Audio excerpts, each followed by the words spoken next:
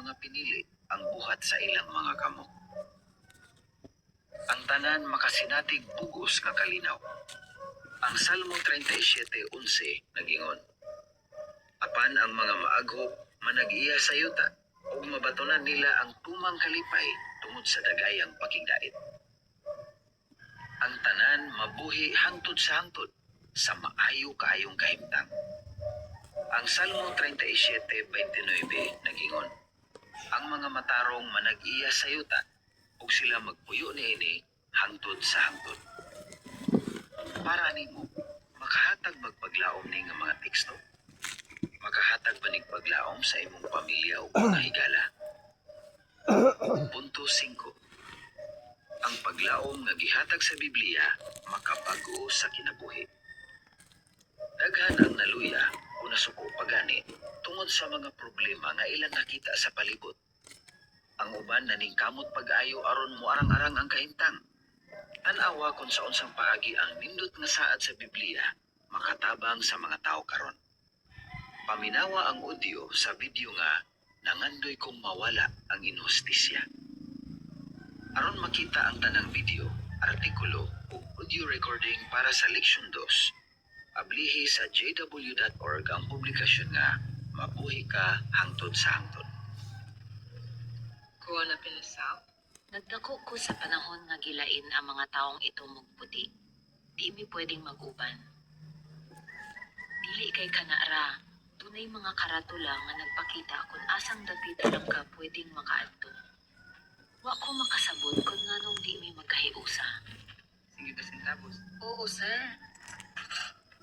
Salamat, sir. La, bata raman na siya. Nganong imo man siyang gitawag og sir? Hilom, ultimo rata nga rasa. Kunya, mingon ko niya, la, din yun ako ikaulaw nga akong rasa. Kay kinsa man na sila. Paglula na ko, nahibaw nga ganahan kong mabasag Biblia. Kaysa bata pa ko, tigbasa na kong Biblia. Paday kay sila sa ngalan sa Ginoo. Pero wa ko makasabot ini. Nakapangutan ako sa akong pag-ampo. Unsa may nakapalahi na mo? Nganong wa may panaghiusa ang mga ito mo mga puti? Nakahibalag kog usa ka grupo o kining klasiya sa grupo ang gusto na akong aniban. Gusto silang kausaban. Sila miingon, gusto na mong mawala ang inustisya. Kung dihang militok sila sa pulong inustisya, nakaingon ko, mauni akong kipangita. Gusto kong mahimong bahin sa usa ka kalihukan nga makausab ug makapahiusa sa tao, di ba? Maunay akong gitinguha. Ang among grupo kanunay magprotesta sa pagpanagmal sa mga pulis. O kanaaray naa sa ilang hunahuna. Nakaangay ko sa ubang butang nga ilang ginahimo. Pero adlaw-adlaw minilang kibansay sa pagpakig-away. Nakakatpon mi sa paggamit og armas o ubang hinagiban. Usa nakaingon ko, dili ni mao ang akong gusto. Mao nga mibalik og basa sa Biblia kay naangguhan ako nga ang akong gihimo di makausab sa kahimtang. King James Version nga Biblia ang akong ginabasa. Nagsige kog basa ana, pero wa gyud ko makasabot. Mibalhin mi sa Jamaica ug among nakita kini nga Biblia, ang New World Translation. Gibasa nako ni og nakasabot kaayo ko ini. Og kini walay pulo nga thee ug thou. Nakaingon ko, wow, ni araman di ay ni. Kining Biblia ang akong gusto. Dihay duha ka babae nga nanuktok. Wa ko mahibaw nga mga saksi di ay sila. Nakita na ko ang Biblia nga akong gusto. Ug miingon ko, diin man mo nakakuhaan ang Biblia ha. Dayon sila miingon, gusto ka ani? Ug ila kong gidad-an ang Biblia, pero wa ko mahibaw nga patun-on di ay kog Biblia. Sa una na kong pagtambong og konbensyon sa mga saksi, libo-libo ang nanambong. Pagsulod nako, nakakita ko lain-laing rasa ug kolor sa mga tao ug mura ko giingnan ni Jehovah. Rafika, nahinumdum ka nga nangutana ka nako bahin sa tanang rasa sa tao nga nagkahiusa ug gusto kang mahimong sakop ini. Tan-awa, di ko mapihigon. Sila nagkahiusa ug nalipay kaayo ko. Mauni nga organisasyon ang akong gusto. Karon di na ko mapihigon. Makasangyaw o makikigala ko kag bisan kinsa. Karon nga nahibalo nako kung unsa gyud gitudlo sa Biblia, Malipayon ako kay nahibaw ko nga ang Diyos ug ang iyang gobyerno lang ang makapatunghag pakigdait. Kay gihiusa man ni Jehova ang iyang katawhan, gusto sab ko nga ang uban magkahiusa ug makaila kang Jehova. Gitubag yun ni Jehova ang akong pag-ampo. Sa video, unsang inhustisya ang nakahasol kang Rafika. Bisag ang inhustisya nga iyang nakita, wala mawala, sa unsang paagi ang Biblia nakatabang niya. Ang paglaom nga gihatag sa Biblia para sa umaabot, makatabang nga makaya nato ang mga problema, dili sobrang maluya. Ang Proverbio 17:22 nagingon, ang malipayong kasing-kasing, maayo nga tambal. Apan ang tugmok nga espiritu, makahurot sa kusog. Ang Roma 12:12 nagingon, paglipay tungod sa paglaom, lahutay sa kasakitan, ayaw hunong sa pagampo. Para nimo, ang paglaom ba nga gihatag sa Biblia makabago sa imong kinabuhi karon? Ngano man? Ang uban moingon, Murag, di man katuuhan ang mga saad sa Biblia bahin sa umaabot. ngano kahang importante nga susihon nimo ang mga ebidensya nga matuman ang mga saad sa Biblia? Sumaryo. Ang Biblia naghatag natong paglaom ug nagtabang nato sa pag-atubang sa mga kalisdanan pinaagi sa pagsaad ug malipayon kaayong kaugmaon. Review. Ngano ang mga tao nagkinahanglan og paglaom? Unsay giingon sa Biblia bahin sa umaabot? Sa unsang paagi ang paglaom sa umaabot makatabang nimo karon? Sulay kini. Basaha pag-usab ang mga teksto ni ini nga leksyon aron mas mapamilyar ka sa mga saad sa Biblia. Pagtakdag laing mga tumong.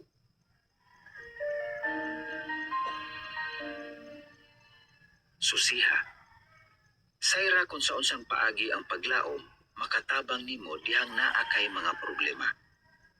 Basaha ang paglaom. Asa nimo makaplagan kini diha sa Pagmata, Abril 22, 2004. Sayra kung sa unsang paagi ang paglaom sa umaabot, makatabang ni adtong naay grabing sakit.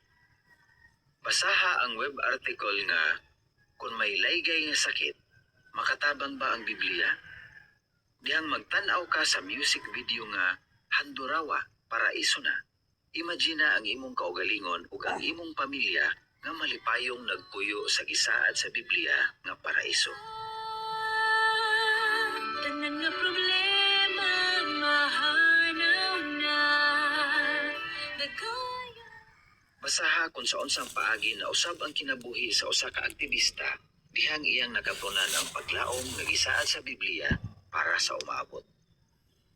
Tanawa ang artikulong wala na ko magtinguha nga baguhon ang kalibutan diha sa Ang Bantayan ng Tore, Hulyo 1, 2013. Katapusan sa leksyon 2. Leksyon 3. Makasalig ba ka sa Biblia?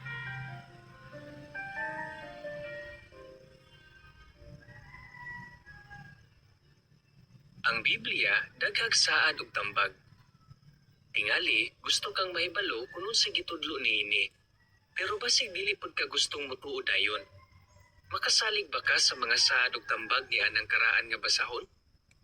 Katuuhan ba gyud ang giingon sa Biblia kung sa unsang paagi magmalipayon karon ug sa umaabot?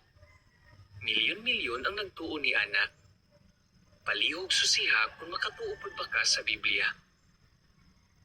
Punto 1. Tinuod ba ang atong mabasa sa Biblia? Ang Biblia nagingon nga ang mabasa dinhi mao'y tukmang mga pulong sa kamatuoran. Sumala sa giingon sa Ecclesiastes 12:10. Kini naghisgot bahin sa tinuod nga mga hitabo ug tinuod nga mga tao. Ang Lucas 1:3 nagingon, akong nasusi ang katukma niining tanan gikan sa sinugdan. Mao nga nakahukom ko nga isulat kini kanimo sa hustong pagkahanay, halangdon nga tiyupilo.